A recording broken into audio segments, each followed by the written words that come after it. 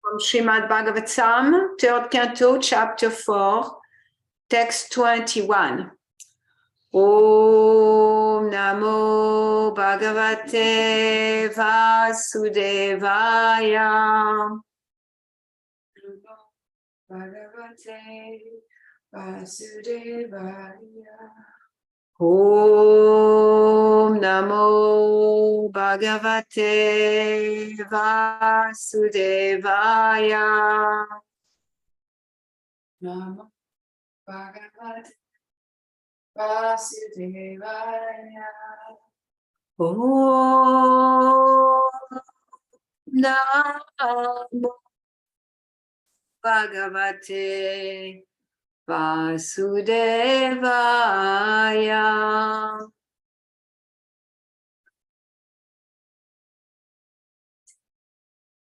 Vasudevaya. Narayanam namaskritya naram chaiva narottamam devim saraswatim vyasam tato jayamudirayat. For reciting the Srimad Bhagavatam, which is a very means of conquest, one should offer respectful obeisances unto the personality of Godhead Narayan. Until Narayan Rishi, the supermost human being, unto Mother Saraswati, the goddess of learning, and unto the author, Srila Vyasadeva. So again, we are reading from the 3rd Canto, 4th chapter, entitled Vidura Approaches Maitreya, and we are on text 21. And we are going to state one Sanskrit word at a time. Sahaham, Tat, Darshana, Alada, Viyoga, Artiyuta, Prabho, Gamisye, Daitam, Tasya, Badaryashram, Mandalam, Soham Tatarshana Lada, Vyogarti Yuta, Viyogarti Yuta Prabho,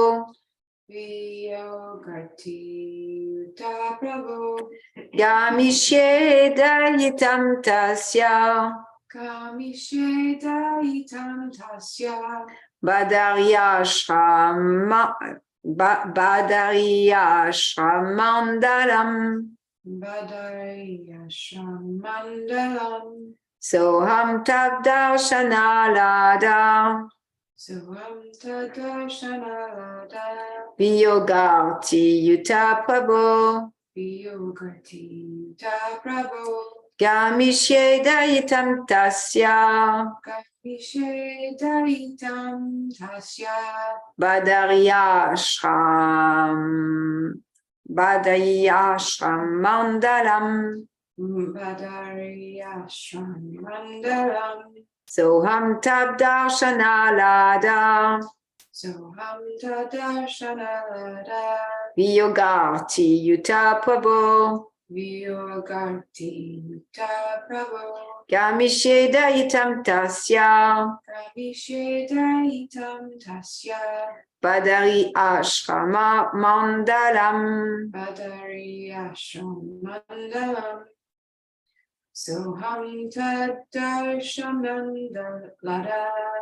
Soham Tadarshanalada, Viyogarti Yuta Prabho, Gamishe Dayitam Tasya, Badariyashramandalam. Someone online would like to chant the verse?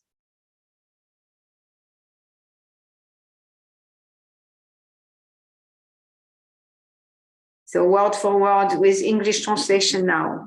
Sahaham, thus myself. Tat, is. Darshana, audience. Alada, pleasure. pleasure. Viyoga, Viyoga, without that. without that. Artiyuta, Artiyuta, afflicted by distress. afflicted by distress. Prabhu, Prabhu, my dear sir. my dear sir. Gamishye Gamishe, shall go. shall go. Dayitam, Daitam, so instructed. so instructed. Tasya Tasya is is Badarya Ashram, Vadya Ashram, Badarik Akshram Vadarika Ashram in the Himalayas. in the Himalayas. Mandalam Mandalam Association. Association. Translation, my dear Vidura. Now we have mad for want of the pleasure of seeing him. And just to medicate this, I am now proceeding to Badarik Ashram in the Himalayas for association, as I have been instructed by him. Purport by His Divine Grace A.C. Bhaktivedanta Swami Prabhupada. A pure devotee of the Lord, of the standard of Uddhava, constantly associate with the Lord in a double perception of simultaneous separation and meeting. The pure devotee is not for a moment unengaged in the transcendental service of the Lord. Execution of the Lord's service is the main occupation of a pure devotee. Uddhava's separation from the Lord was unbearable, and therefore he started to Badarikaksham in obedience to the Lord's order, because the order of the Lord and the Lord himself are identical. As long as one is engaged in the execution of the order of the Lord, there is no factual separation from him. Om Gyanati Merandasya Gyanajala Shalakaya Shakshud Militan Yena Tasmai Shri Gurave Namaha Shri Chaitanya Manobishtam Shtapitam Yena Bhutale Swayam Kadamyam Dadati Swapadam Tikam Vandeham Shri Guru Shri Yuta Padakamalam Shri Guru Vaishnavam Shah Shri Rupam Sakajatam Sahagana Ragunatam Vitam Tam Sajivam Sadvaitam Savatutam Parijana Saitash Krishna Chaitanya Devam Shri Radha Krishna Padam Sahagana Lalita Shri Vishakam Vidam Cha He Krishna Karuna Sindhu Dina Bandhu Jagatpate Gopisha Gopika Kanta Radha Kanta Namostate Dakta Kamchana Gorange Radhe Vrindavaneshwari Vishabhanusute Devi Pranamami Yagni Priye Vanchakalpa Tarubhyacha Kripa Sindhubhya Eva Patitanam Pavanebhyo Vaishnavebhyo Namo Namaha Namo Vishnu Padaya Krishna Prestaya Bhutale Srimate Bhakti Vedanta Swami Niti Namine Namaste Sarasvate Deve Gauravani Pracharine Nirvesesha Shunyavadi Paskatya Dejatarine Shri Krishna Chaitanya Prabhu Nityananda Shri Advaita Gadadhar Shiva Sadigora Bhakta Vrinda Hare Krishna Krishna Krishna Hare Hare Hare Rama Rama Rama Hare Hare Mokam Koboti Bachlam Pangum Langayate Girim Yakripatamam Bande Saguru Dejatarinam Hare Krishna. Hare Krishna. So this is a very puzzling verse, isn't it? Because it says that he's in separation, but he's together. And so it's very confusing. And we have been seeing like for the last since the beginning of the canto, really, since the beginning of the canto, we have been seeing how Uddhava is in mixed feelings, and devotees have so many feelings. Like we may think we have a lot of mixed feeling when we are conditioned in a material existence, so many feelings. But really what the main feeling is anxiety, because we're in a world of kunta. And from that anxiety, from that fear, so many other feelings grow. like from anxiety, frustration, from anxiety come guilt and shame, from the fear come anger, but really at the core is anxiety, fear, and then everything else built up on that. And so there's not so much nuances in our experience. If we really, every time we have an experience, if we experience our experience of whatever emotion it is, we will always land in the same place. So, we can think this world is very colorful, but when it comes to even emotion, it's not that colorful when it comes to material emotion. But when we go into the varieties, a rainbow of spiritual emotion, then there is so many emotion. Those devotees, they're experiencing so many emotion all at the same time. So we have been with Uddhava, the beginning of the canto start with the meeting between Uddhava and Vidura, just asking questions, a lot of questions. And Uddhava at first, he couldn't even respond. He was trembling, he shut down, and then at one point he was just, like shut down because he was in inner ecstasy. And he said in those verses at the beginning of the second chapter that he was in association with the Lord. So internally he was in association of the Lord and in remembrance of the Lord, and he couldn't really put himself together enough to respond until he was able to do that. So here, again, it's the end of their dialogue together, the dialogue between Uddhava and Vidura. And again, Uddhava is expressing like, this is unbearable. This is so painful. Just remembering the Lord like that and remembering how he gave me, darshan at the end of his pastime when he was leaving the planet. This is unbearable to remember that he's not with us now, that I'm not with him, and that I'm not listening to those instructions. And then, he said, I am mad. And madness also, it's interesting because in the material world, madness is seen as something that, we want to hide. Mad people go to psychiatric hospital and nobody really wants to be mad. But in a spiritual world and in a spiritual ecstasy and a spiritual emotion, madness is the highest, like Lord Chaitanya, rolling on the ground. The devotees, when they meet each other, they roll on the ground and they cry and they scream. They act like mad people. And so here Vidura says, I am mad. And he's not ashamed of it because he is mad. He's mad. There is so much emotion happening inside. He wants nonstop to speak about the Lord. He wants to remember the Lord. And then he's feeling crushed that he's not with the Lord. And all that is all combining in an ecstatic mood of ecstatic feeling. And he said he wants the pleasure of meeting him. So Uddhava is there and is in ecstasy. He have all the symptoms of ecstasy, and then he's mad, and then he wants the pleasure of meeting with the Lord. And that's the mood of a devotee. It was remind me of the Sad Goswami Astakam and the devotees. This was written by Vishwanath Chakravarti Thakur, Srinivasacharya, Srinivasacharya, who wrote the Sad Goswami Astakam, glorifying the activities of the Goswamis. And the Goswamis, they are the first lineage of disciple after Lord Chaitanya. And they receive all the knowledge from Lord Chaitanya.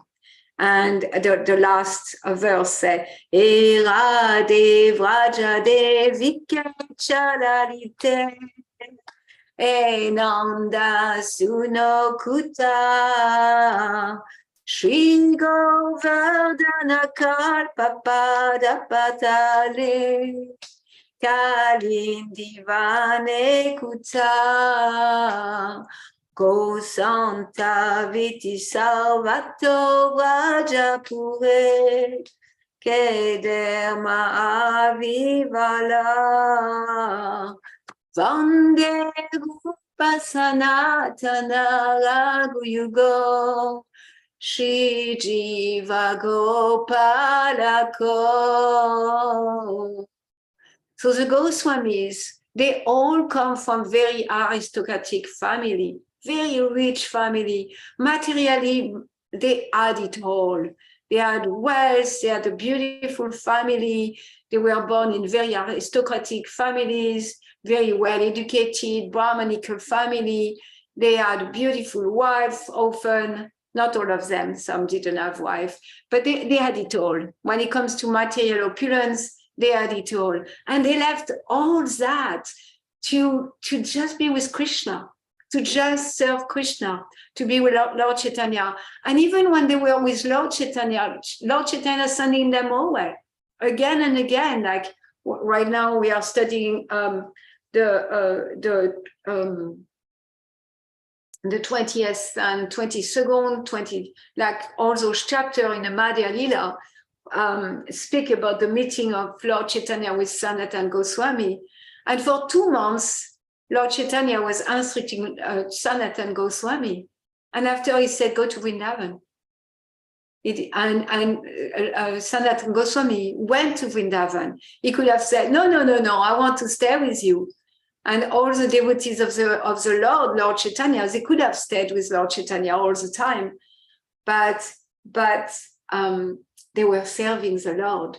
And when Lord Chaitanya said, go to Vrindavan, then Sanatana Goswami went to Vrindavan and he started to write about everything he received from Lord Chaitanya. And so the Goswami, coming from those very, beautiful position, they accepted lion clothes, which mean like just something to cover, the genitals, basically. It's not even the dhoti, it's not even the kurta, it's nothing like that. It's just lion clothes, like torn clothes that they put around their waist to be chaste. And they, every night they will sleep under a different tree. And they will just accept a little buttermilk from the farmer, like the people in Vrindavan, they have cows, and they will go at the time of milking the cow, and sometimes they will accept a bowl of milk or some buttermilk. Buttermilk is what's left after you churn the butter. It's just water, basically, with some nutrient in it. And all their time. So here we are going to read the translation to that last verse of the Sad Goswami Astakam. He said, I offer my respectful obeisances until the 6th Goswami, namely Sri Rupa Goswami, Sri Sanatana Goswami, Sri Raghunath Bhatt Goswami, Sri Raghunath Das Goswami, Sri Jiva Goswami, and Sri Gopal Bhatt Goswami. We are chanting very loudly everywhere in Vrindavan, shouting, Queen of Vrindavan, Radharani, O Lalita, O son of Nanda Maharaj, where are you all now? Are you just on the hill of Govardhan, or are you under the tree on the bank of the Yamuna? Where are you?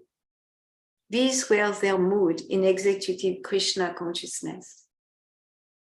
So the mood of a devotee is never, I have Krishna. The mood of the devotee is never, where was Krishna? The mood of the devotee is constantly, where is Krishna? Where are you, Krishna? Where are you, Srila Prabhupada? Where are you, Srila Prabhupada? Where are you, Nautam Das Thakur? Where are you, Haridas Thakur? Where are you, Lord Chaitanya? Where are you, Lord Nityananda? Nityananda, where are you? That's the mood of the devotees. So Vidura is witnessing the mood of Uddhava. And Uddhava constantly, during that whole conversation, he was in that achintya beda beda tadva, oneness and difference, one with Krishna, never being separated from Krishna, and different, being lamenting that he lost the association of Krishna. And if we look in the material conception of life, there is a difference between being with someone and not being with someone, isn't it? Like either we are with someone and we lament, we are happy to be with them, we are not with someone and then we miss them and we lament that we are not with them. But it's not the same. It's not the same. On the material platform, there is duality. Everything in the material platform is under duality of good and bad. Being with someone is good, not being with someone is bad. Yeah. So that's the realm we are living in, under the cloud of illusion, under Maya's grips on us. Maya is having grips, and we constantly see in terms of good and bad, and right and wrong. And as long as that's what we see, then we are not going to experience the joy of spiritual consciousness. Spiritual consciousness is above duality. There is no duality in spiritual consciousness. And at the same time, there is duality. And the duality is that we are separated from the Lord. So Achintya, it's inconceivable. Achintya Veda, Veta, Advaita, Tattva. So it's like oneness and difference. You know, Advaita is oneness, and oneness, no duality. It's all spiritual. And Advaita is separation, difference, duality, but on a spiritual platform. So that's the mood of the devotee. And the devotee is constantly in service to the Lord. Srila Prabhupada said in his purport, let me find it, that the devotee is constantly engaged. And in that engagement, there is no difference between like meeting and separation. And because we know Krishna's name, form, pastimes, activities are all the same. They're all transcendental. So if we are in contact with any of it, and that means bhakti too, devotional service is non-different from the Lord. And here, Uddhava cannot stop speaking. Shravanam, Kirtanam, Vishnu, Smaranam are the three first limbs of devotional service. So Shravanam, hearing and chanting and remembering. So Uddhava is very intensely here, absorbed in chanting and remembering the Lord. So he's fully engaged. And in the Bhagavad Gita, he said the engagement in Bhakti Yoga is absolute in his consumption. So it's absolute. He's completely with the Lord, non-separated from the Lord. And also we have the Shikshastakam prayer. Yugaitam, Nimeshena, Shakshusham, Parishaitam, Yugaitam, Jagat Sarva, Govinda Vira Ename. It says that Lord Chaitanya, I will try to have the exact translation. Lord Chaitanya is praying, and he's Lord Chaitanya himself. That means he's showing us the way. He's praying, he said, like feeling your separation is like 12 years of more. And the exact translation is, oh Govinda, feeling your separation, I'm considering a moment to be like 12 years of more. Tears are flowing from my eyes like torrents of rain, and I am feeling all vacant in the world in your absence. So Lord Chaitanya, he starts his 8 verses of instruction, and remember that's the only thing that was written by Lord Chaitanya. Nothing else. Everything else he delegated. He knew of how to delegate Lord Chaitanya. He didn't do anything himself, really. All he did is be himself and chanting and dancing and being in ecstasy and have conversation with his disciple and his followers. And everything else was done by his followers. So he's showing us the way. And the Shikshastaka, the first verse is Cheto Darpana Marjanam, is like glorifying the holy name of the Lord. He said, this holy name of the Lord, you have the power to clean our heart. So that's where he starts. He's showing us the way. So let's clean our heart from all the dust accumulated for years and extinguish the fire of conditional life, of repeated birth and death. And then he said, this Sankirtan movement is a prime benediction for humanity at large because it's spread the rays of the benediction moon. Jai Nityananda. The benediction moon, and it's a life of all transcendental knowledge, and it's a life of all transcendental knowledge.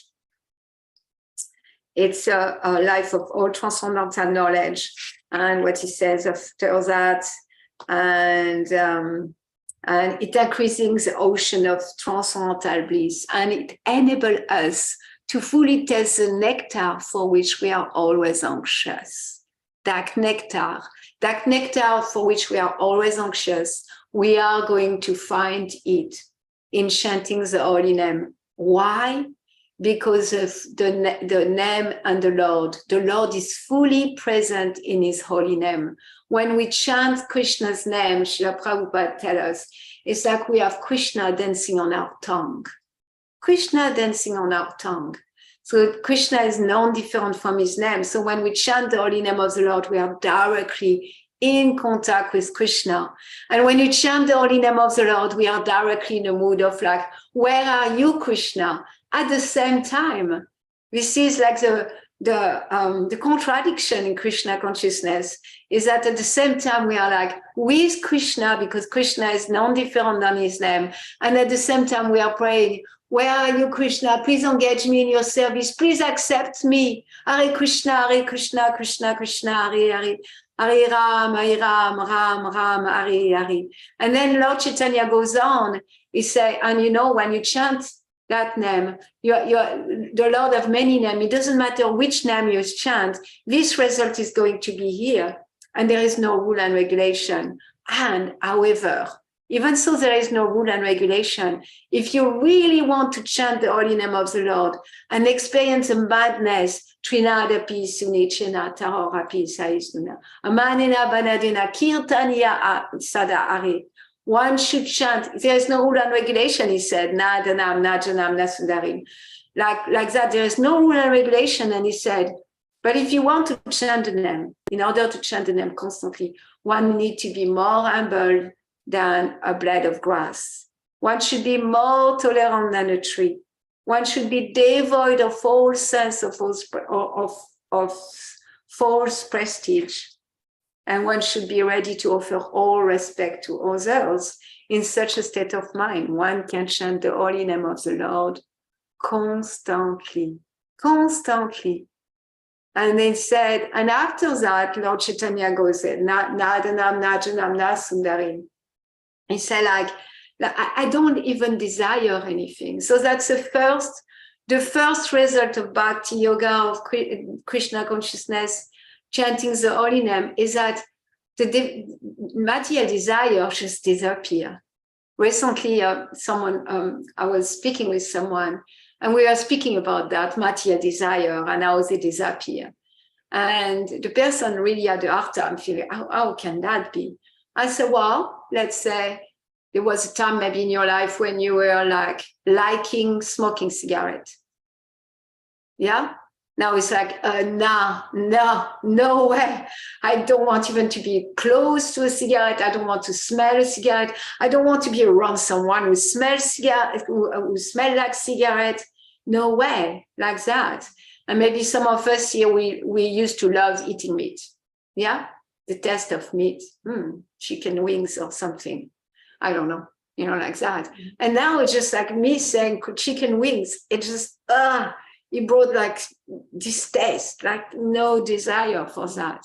So Nadanam, Najanam, Nasundarim. Lord Chaitanya is telling us when we chant the holy name of the Lord, we clean our hearts. And it has all those benedictions attached to it. There is no rule and regulation. And at the same time, if you really want to chant, fear, guidance, and humility, tolerance, being able to be free from false prestige, offer obeisances to others. And then when you come to that place, Najanam. You have no desire for anything. You don't have a desire for money, no comfort. You don't have any desire for wealth, fame. You have no desire for any of the so-called material opulence, beauty, anything. No.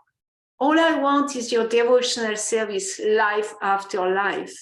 So that's the first benefit. Come to a place like there is nothing. There is a song that I heard from a couple. They sing so beautifully. They say, "Give me Jesus, give me Jesus," and that song says like that. It goes over so many things. So many things. You can give me all the wealth. You can give me a beautiful family. You can give me all that. But I don't want any of that. I just want Jesus. So similarly, I don't want any of that. I don't want, I don't want the false prestige. I don't want the false ego. I don't want anything connected with that little person. I just want devotional service, life after life. And then the Lord goes on and he said, and, I want you to understand, my Lord, I am your eternal servitor. I am your eternal servitor. I know that. I know inside I am your eternal servitor. But somehow I have fallen here. I am here in this ocean of birth and death. I'm here and I'm suffering here. Even so, I don't want anything. It's just where I am. And he said, please pick me up. Please pick me up from this ocean of birth and death. And we need to have faith. Yesterday, I had a very nice conversation with a member of our community about that faith. Faith that the Lord can do anything with us. He can heal us at the core of our being. And we need to know that the Lord can pick us up. Please pick me up from this ocean of birth and death. Please pick me up from this ocean of birth and death. And if we say that with full faith, with full conviction, like recently I posted, an excerpt from The Chosen, and that excerpt, a little gem, he approached Jesus, and he said, well, I have a question for you because you're asking me to go and heal people, but he was kind of crippled, sick and crippled, and he said, I've seen you heal so many people, but you asking me to go and heal people, and I've been around you from the beginning, and you haven't healed me. And Christ responded, yeah, I haven't healed you. And he said, do you trust that I can heal you? And, little Jamie said, yes, you trust that. Of course you trust that. You have seen so many being healed. And we have seen so many devotees. The whole Srimad Bhagavatam is full of devotees. The whole Sat Goswami Astakam is full of devotees. Bhaktivinoda Thakur, and so many devotees who we see at the time of death have so many auspicious, even in our generation, even our life. Do we believe that Krishna can pick us up from the ocean of birth and death? And that's it, that's all we need. If we do believe that, if we do trust that, if we have faith in that, please pick me up from this ocean of birth and death. And then it goes on, Nayanam Galada Shrudayara. My Lord, he asked, again, that's a mood of separation. That verse is so much a mood of separation. Oh, my Lord, when will my eyes was decorated with tears of love flowing constantly when I chant your holy name. So we see the progression, like that verse. Please pick me up from this ocean. I know you can do that. And I am your eternal servitor. We know, we always hear, Nitya Siddha Krishna Prema Sadhuka Bodhai. It's like we are eternally Nitya Siddha, eternally liberated, eternally Krishna's servitor. We know that. So please pick me up. And then after he said, when, like Bhaktivinoda Thakur, he said, when or well will that day be mine? That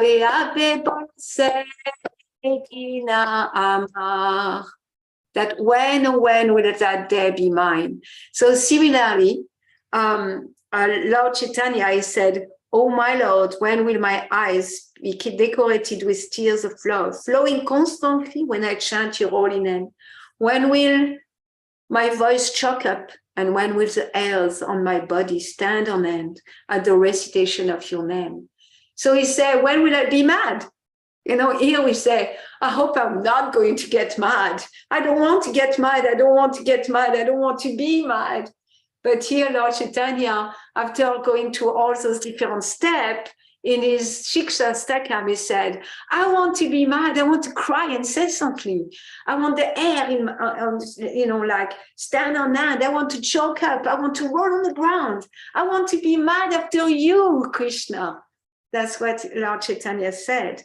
And then Yugayitam Nimeshena Sakshuchat Paishaitam. Sunyaitam Jagatsava Govinda Viraerami. Feeling your separation.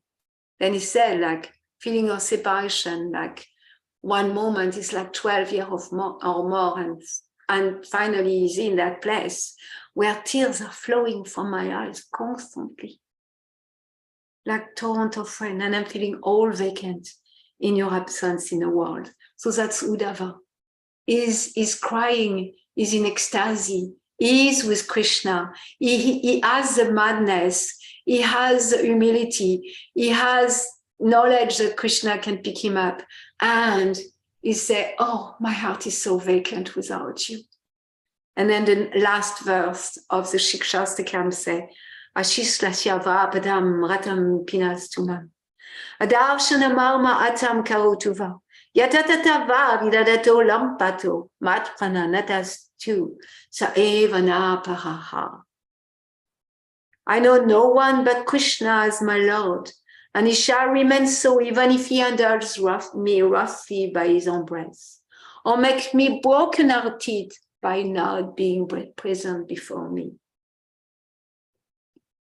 He is completely free to do anything and everything, for he is always my worshipper Lord, unconditionally. So that's the conclusion of Lord Chaitanya, that oneness and different. What Srila Prabhupada said in his purpose, the double perception of simultaneous separation and meeting. That's what Srila Prabhupada, it's so advanced. It's so advanced. Some people say Srila Prabhupada doesn't give us all the knowledge. It's because they haven't read Srila Prabhupada's book. She's just filtered. She's just filtered to not see what's there.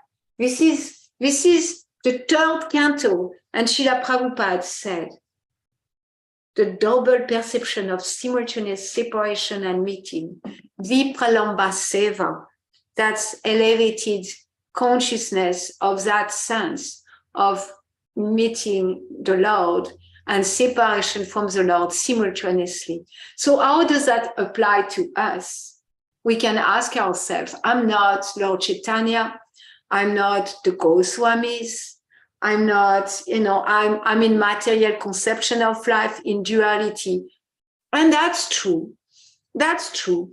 And simultaneously, this is not true. Because each of us, we can look at moments when we felt something. We felt association with Krishna. We felt a miracle in our life. Every day is a miracle in life. We felt a moment where, oh, Krishna is with me. Krishna is taking care of me. Krishna is speaking to me. Yeah, we all have experience like that. And we also have moments where we are on our knee. Here again, I'm on my knee again, surrendering all. It's a Christian song I really like. It's surrendering all. Like how many times we can fall on our knee, completely falling on our knee, like, oh, Krishna, please be with me. And really feeling it, really deeply feeling it. I found in my life that the most painful part is not being on my knee and crying. It's like when nothing happened, when there is nothing, like life is good. Life is good is so painful, isn't it? life is good. And then, the complacency, the like letting go of the intensity of our spiritual life, of our worship of Krishna, because life is good.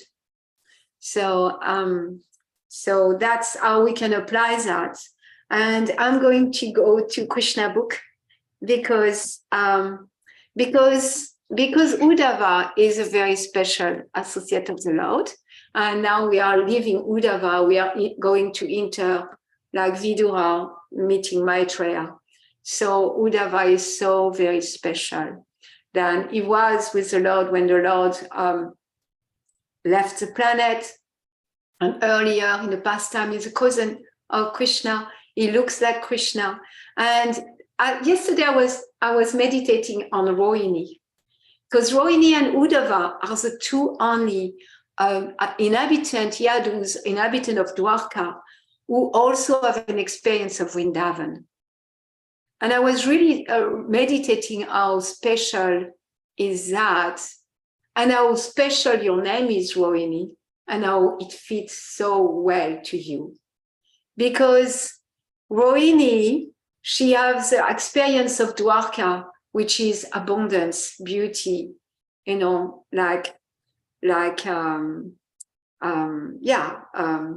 abundance and beauty, castle, queens and king, and all that. And she simultaneously has the simple experience of Vrindavan, the Vrindavan moon, which is like simple cowherd boys and cowherd girls, like dancing and chanting and being happy, taking care of the cows. And she has that simultaneous experience of life and in her devotional life. And she's very unique. She's only one. So that's interesting. And Uddhava is the same. Uddhava, when Krishna left Vrindavan, and of course we know Krishna never left Vrindavan, and that's very clear in what we are going to look in the Krishna book. Krishna never left Vrindavan, and he make it very clear. He never left Vrindavan. He's always in Vrindavan. And at the same time, simultaneously, because Krishna can be completely inhabiting and staying in contradiction of, like what seems to us like duality, which is not non-duality for Krishna, is simultaneously in Vrindavan and he lives Vrindavan. And so when he started his pastime outside of Vrindavan in Mathura, and after he finished his education with Sandipani Muni, and he was with Uddhava, and he told Uddhava, go to Vrindavan. And that's very special because Uddhava, he has that special place.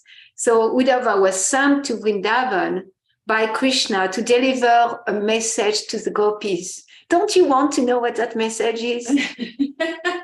Yes. Yes. Yeah. Sweet. I told you, you will want to know what the message of Krishna is to the gopis. So Uddhava was sent by Krishna, very special to deliver. And when Krishna does something, he doesn't do one thing for one person. He does one thing to serve everyone. So he wanted Uddhava to experience the mood of Vrindavan. He wanted Uddhava to experience how the inhabitant of Vrindavan serve Krishna, and he wanted the inhabitant of Vrindavan to receive some solace to their heart, because he knew he left Vrindavan, maybe thinking they all were thinking he would come back, and he was just going to Mathura to do some wrestling match. But that's not how it's happened. He didn't go back during his pastime. Anyway, some people say he went back, but it's not in the Krishna book. So I'm just going to stay with Prabhupada, what he gave us. And so when Uddhava arrives there, the inhabitant of Vrindavan, they had ecstasy. They had all at the same time. They look at Uddhava, he looked like Krishna. and then they remember Krishna more intensely, and then they couldn't stop speaking about Krishna. And then Uddhava will inquire about them, how they are doing, and at the same time he will tell them about Krishna. And like that, he went to the parents of Krishna and he saw so much devotion. And then he went to the cowherd boys, and then he saw like even more intimacy and more closeness. And finally, he arrived with the gopis. And the gopis, they didn't want to meet with Uddhava in the middle of the rest, because the gopis have a very unique relationship with Krishna. And so they wanted to isolate Uddhava and hear from him.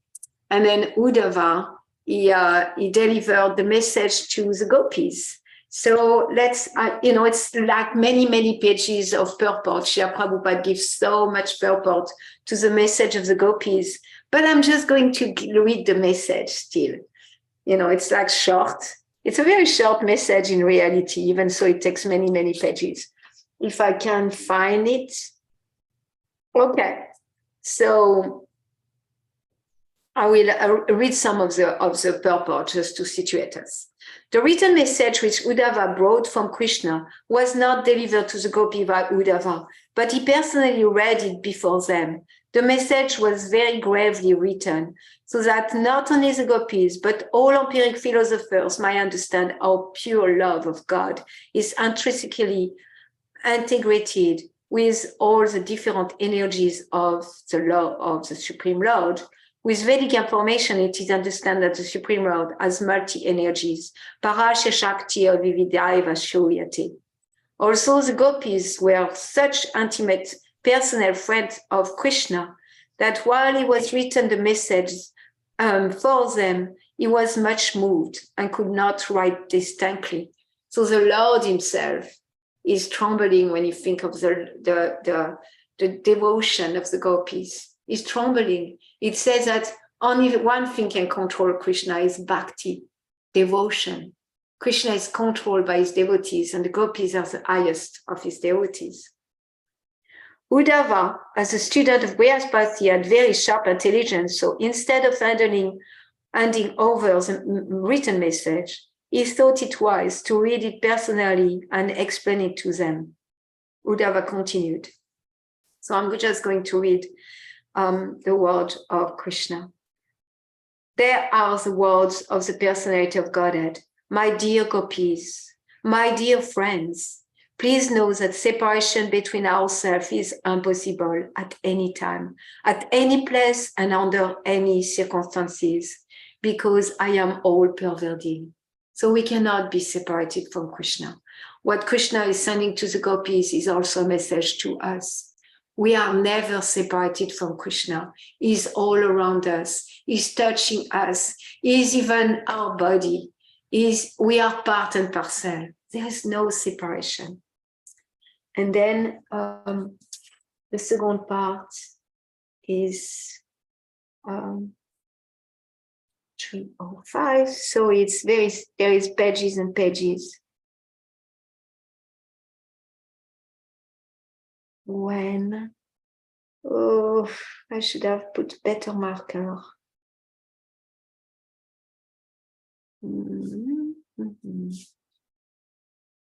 So,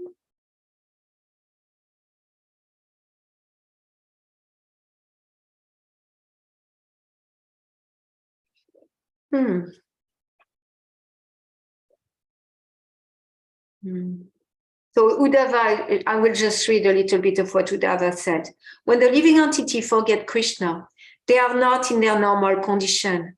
As for the gopis, because they are always thinking of Krishna, they are on the absolute stage of perfection in knowledge.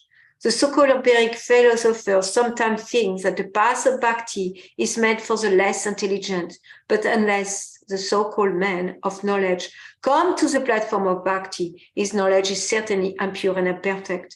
Actually, the stage of perfecting one's eternal relationship with Krishna is love in separation. But that is also illusory because there is no separation. So it's love in separation, but because there is no separation, it's also illusion. Is that so complex? The gopis were never separated from Krishna. even from the philosophical point of view, there was no separation. So the copy were feeling so much separation. And in fact, it's described even when Srimati Radharani is with Krishna, right here, she feels separation, so much separation. So Lord Chaitanya, to his Shikshastakas, to his teaching to the six Goswami, he wants to bring us to that understanding of feeling separation from Krishna. We don't need to be like, I want to see Krishna. Krishna comes here. No, the mood is, where are you, Krishna? Where are you? Where are you, pure devotees? Where are you, Srimati Radharani? Where are you, gopis? So I'm going to read the rest of the message to the gopis. So Krishna, in his letter, he said, transcendental knowledge of the absolute is no beginning, no longer necessary for you. So we don't need knowledge of the absolute, he says to the gopis. You were accustomed to love me from the very beginning of your life. So if we love Krishna, we don't need philosophy. But the philosophy here is helping her. My dear gopi, listen to that. My dear gopis, in order to increase your super excitant love for me, I have purposely separated myself from you. I have done this so that you may be in constant meditation on me. That's the message. And then Krishna, in another part, he said, I can never repay your love. I can never repay your services. You will need to be satisfied with the service itself. So Prabhupada in his purport, that's what he says.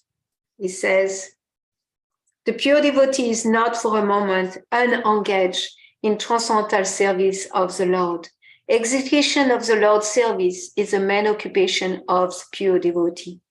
Uddhava's separation from the Lord was unbearable, and therefore he started for bad action. So obedience to the Lord's order becomes order. So a way for us to be constantly in presence of Srila Prabhupada and Krishna is to be obedient to the order. When we are obedient to the order of the spiritual master, we are with the spiritual master. And that's also an interesting meditation. I was thinking of how Srila Prabhupada, he was saying all the time, I'm always with Bhaktisiddhanta Saraswati Thakur. And he was only like he was holding the order of his spiritual master, go to preach to the English speaker, speak to the Westerners. And so Srila Prabhupada said, I'm never separated. I'm always with Bhaktisiddhanta Saraswati Thakur. And we can live very easily. We can have that experience of always be with Srila Prabhupada. Make Srila Prabhupada the supreme authority of everything we do every day, every moment of the day. Make Srila Prabhupada the supreme authority in our thoughts, feelings, speech. Always asking, what will Srila Prabhupada want me to do? What will Srila Prabhupada do in this situation? Constantly meditating. And in that way, we can be constantly in association with Srila Prabhupada.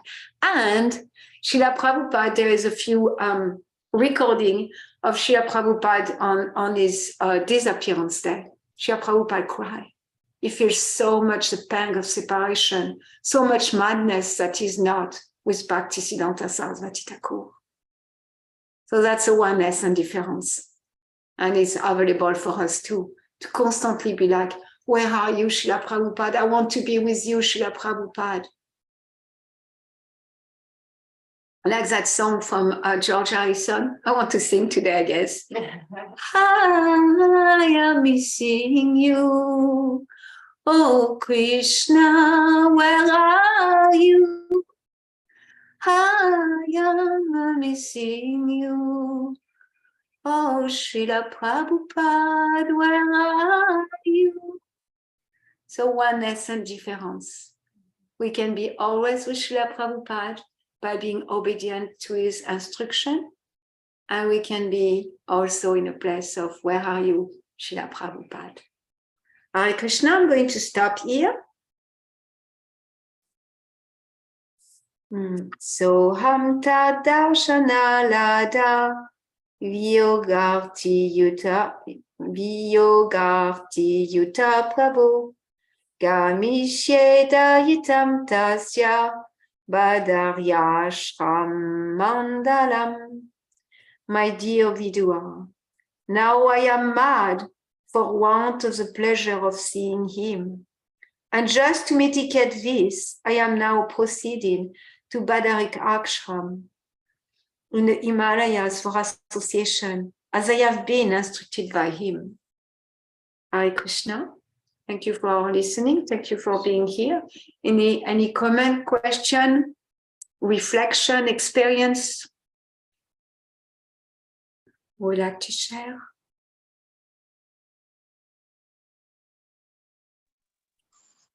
Hare Krishna. Hare Krishna, Kim. Oh, thank you so much for the class.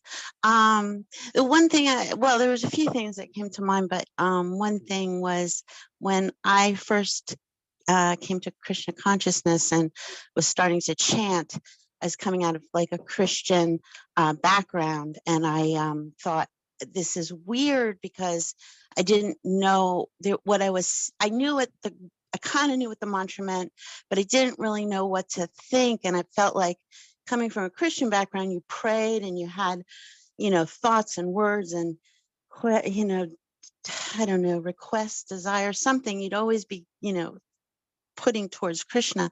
And it took a few years before a devotee explained that to me, that no, when you're chanting, you pray these things, you pray for Krishna to be with you. And that made such a huge difference in my, in my life with Krishna consciousness. But it took a few years before I got that message from someone. So I appreciated it so much. And that's one of the thoughts that came to me during the class, how important that was to me. Yeah. Thank you. And of course, the chanting of the Holy Man has an effect, a deep effect, regardless if we understand what we are saying, we understand the words, the meaning, or the mood. And it's like also oneness and difference. So you were chanting for 3 years, and it was weird because coming from the Christian background where everything is a prayer, please, give us the bread, our daily bread, or everything is a prayer to God, or, like asking for something or praising the Lord, praise of the Lord. And then that mantra was Hare Krishna, Krishna Krishna, Hare Hare, Hare Rama, Ram, Hare Hare, just 3 words. And those 3 words, maybe you knew, okay, they are the name of the Lord, but like, what is a mood? And it's a mood, it's really, the bhajan is a mood. It's like prayer, maybe in a Christian way, it's like words, but the prayerful of chanting the mantra is a mood, the mood of please engage me in your service, the mood of please accept me, the mood of I am yours, I'm your servant, like that, and be with the name. And often Srila Prabhupada said, just by being, all we need to do when we chant Hare Krishna is to be with the sound vibration. So he says that a lot, and sometimes he says, and the mood is please engage me in your service. Thank you, Kim. I really, and it made a difference for you to hear the mood. Yes, I feel like it helped me. I'd hear the first part about how just being with the name was kind of enough. But for me, it really helped to hear that second part. So yeah, thank you. Yeah, and during that 3 years of chanting without really knowing what to do or what mood or what it is, it was absolute. The result was absolute, meaning like every time in Nectar of Devotion we read how every time someone chant Hare Krishna, there is layers and layers of sin that fly out of the person like a flock of birds. Like when flock of birds fly, it's like so overwhelming. So when we chant Hare Krishna even once, we can imagine our sin like a flock of birds flying out of us. Hare Krishna, thank you, Kim. Anyone else have sharing Going easier? I'm wondering, well, some things that were coming up for me, questions, maybe ponderings, thinking about like the feeling of separation is, and perhaps you said this, but I am thinking it's like it's such such mercy to be given that, like to be given that feeling of separation from Krishna, and like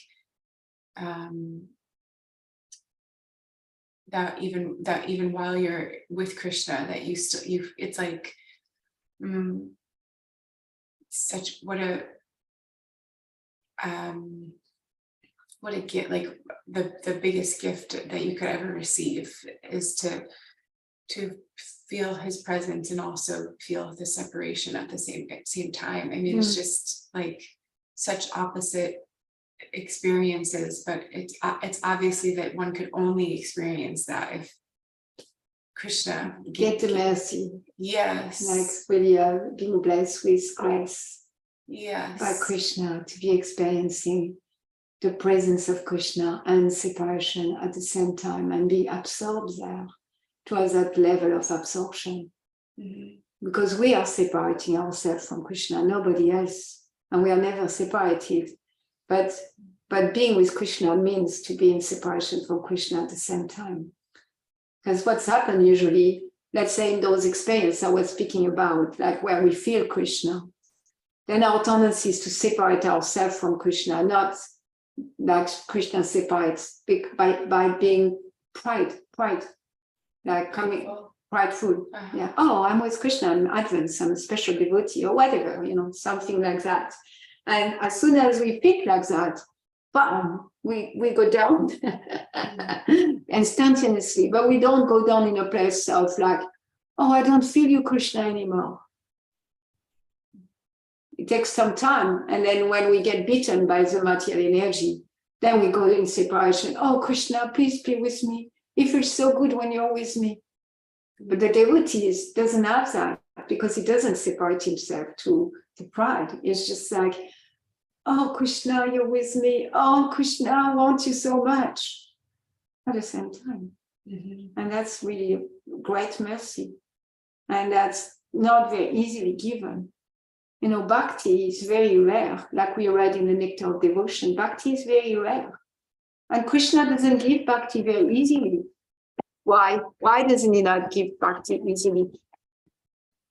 Because he's controlled by bhakti. So he's only going to give bhakti to very, very few, because when he gives bhakti, he's controlled by bhakti. He's controlled by that love that we may have, like, oh, Krishna, you're with me. Oh, Krishna, where are you? I want to be with you. I want to keep you with me. Oh, no, don't leave. Like, he's completely controlled by that. And that's the mood of the gopis, the mood of Srimati Radharani. Yes.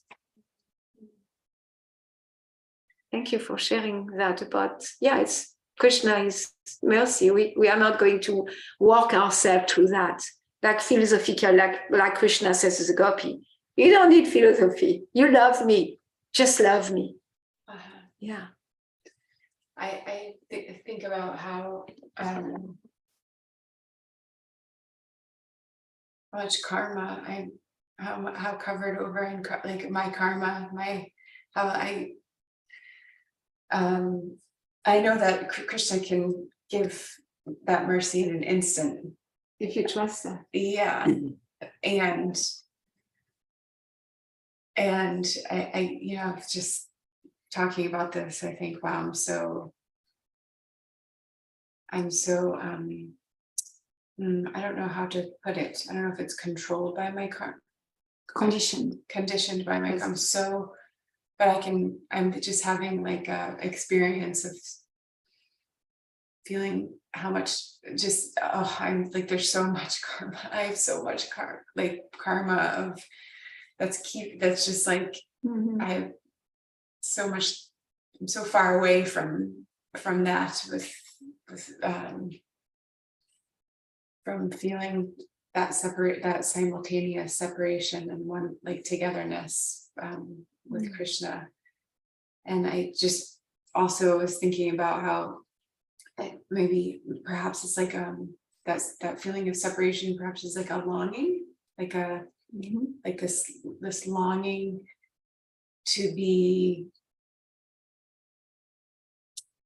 and together with him, to be, I don't know, like it's inexplainable. It probably is inexplainable, the experience, because I'm trying to understand it with my mind, but I'm trying to understand what is that like to feel that separation, but yet Krishna, he's right there, like, and why would you, I don't know, I'm just pondering and like if you observe yourself all day long, all week long, all month long, in like, what's that mood? It's yearning, and it's, like, what is that mood of feeling his presence, but longing for him?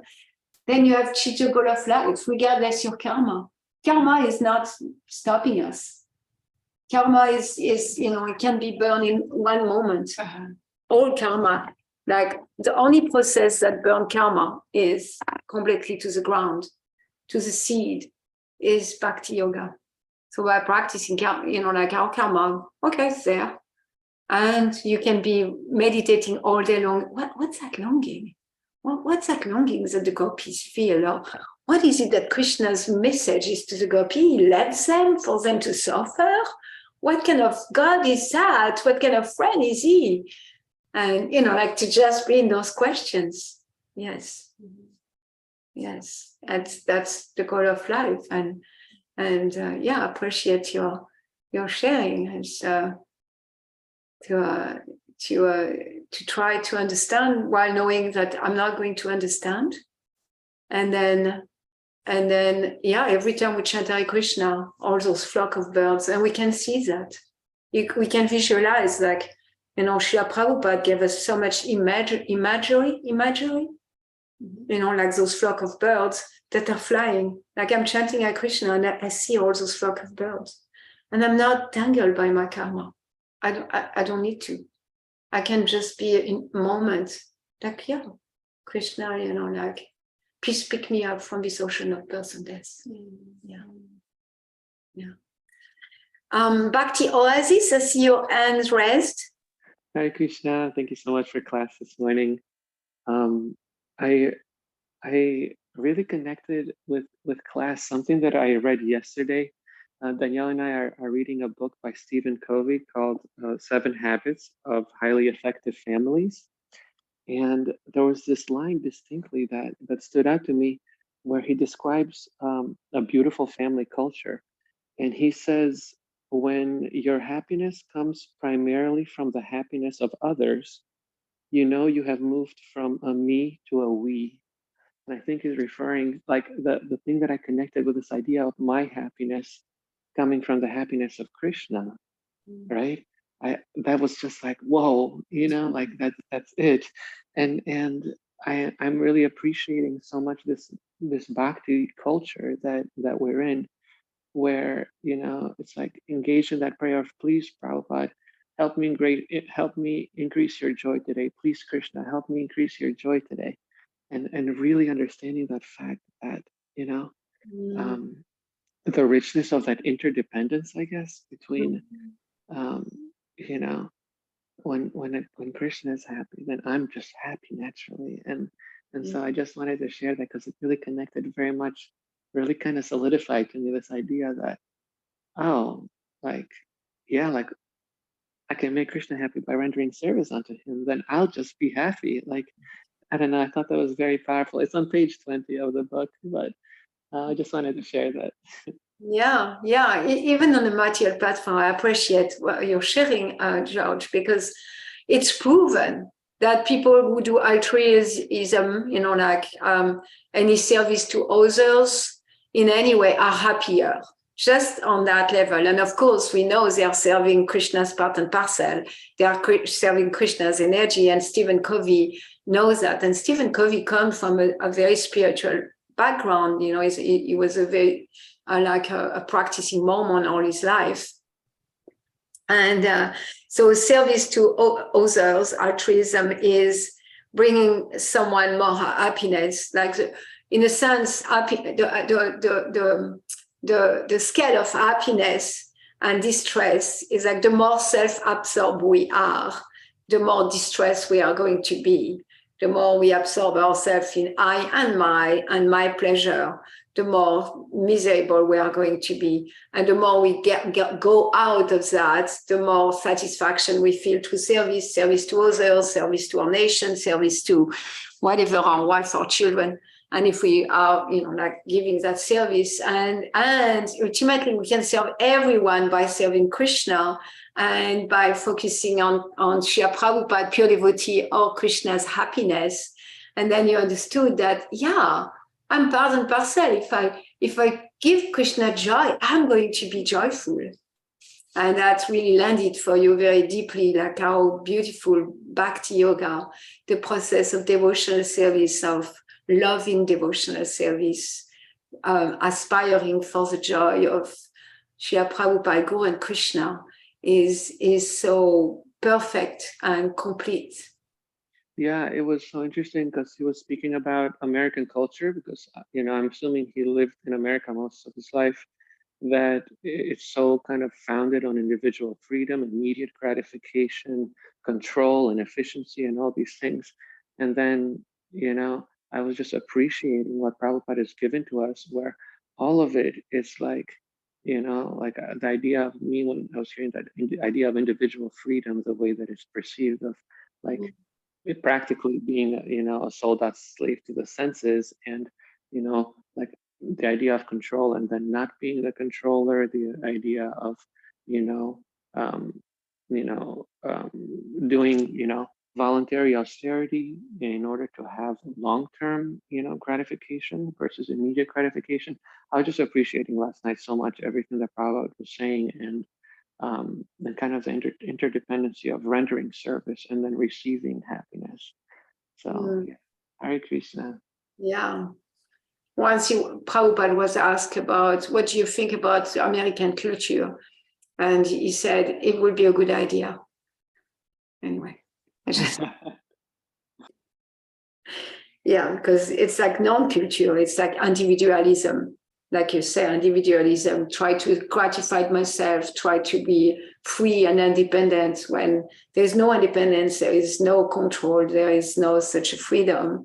And then by tapas, by austerity, one can gain, real freedom, real independence from the material energy to come to a full dependence and control by Krishna's internal energy. Hare Krishna, thank you, Georgie. Gajendra Prabhu, you have your hand raised. Yeah, a couple of simple comments. First, I just want to express my experience just listening to the devotees and the Sangha speaking. I just was feeling so much excitement welling up inside of me, these ideas of serving Krishna and the pleasure of serving Krishna and the perfection of serving Krishna. And also, early in the conversation, there was talking about separation from Krishna. And I was pondering that a little bit, perhaps more clearly, like there's sort of the separation of Krishna where I'm in the material world. And I'm feeling that separation as kind of like material world type suffering, feeling disconnected from serving Krishna. It's not a good experience. And then there's this other separation of Krishna that leads on the other ends of the spectrum of sorts, these very high advanced devotees that are so experiencing Krishna's presence in the mood of separation. And I was just thinking, maybe it's because it's something that's not static but expanding. It's our desire to serve Krishna, our desire to be with Krishna is increasing. And that separation is part of the process of increasing. Yeah, it's Ananda Buddhivardhanam. Like Krishna said to the gopi, I'm leaving, I left you to increase your love. And he increases love. So it's part of that ever expanding spiritual energy. You know, in a material consciousness, everything dwindle to decay and dwindle, and it's anything spiritual and transcendental is expanding. So you're looking at that meeting separation is just, it's part of that ever upward spiral of expansion. Yeah, and in the material world, we are not separated in reality from Krishna, but we separate ourselves from Krishna. It's not the material world who separates us, it's we separate us from Krishna. The pure devotees here is never separated from Krishna. I was thinking of that a little bit too earlier in the conversation. There was also talk about sort of like, well, the rarity of pure devotional service and, Krishna giving that really valuable thing that can conquer him. And so it may not be giving it, but I was also pondering that he really, that maybe in a way, that not that that's not correct, but that maybe he is always giving it to everybody. It's more like not taking it. Yeah, we can see it like that. It's, the opportunity is there for anyone. And, maybe we are not grabbing the lifeline. Yeah, I mean, both ways are legitimate. Sometimes I see it not so much that Krishna's hard to get, he's ready to play. And it's just more like, I'm a difficult person. Yeah, or he likes to play hide and seek, as we can see. Yeah. Hide, seek me, I'm hiding. Oh, you got me, I'm going to hide again. Until you're really so mad that you're going to be, you don't even know, you will not even know if you're with me or without me. Bob puts the full song so we can sing it together. I am missing you, oh Krishna, where are you? I am missing you, oh Krishna, where are you? Though I can't see you, I hear your flute all the while. Though I can't see you, I hear your flute all the while. Please come wipe my tears and make me smile. Please come wipe my tears and make me smile. Hare Krishna, dear devotees. Srimad Bhagavatam ki jai. Srila Prabhupada ki jai. Go Rapimanande, Hari Hari Bol. Thank you, Hare Krishna. Hare Krishna. Pump up with that.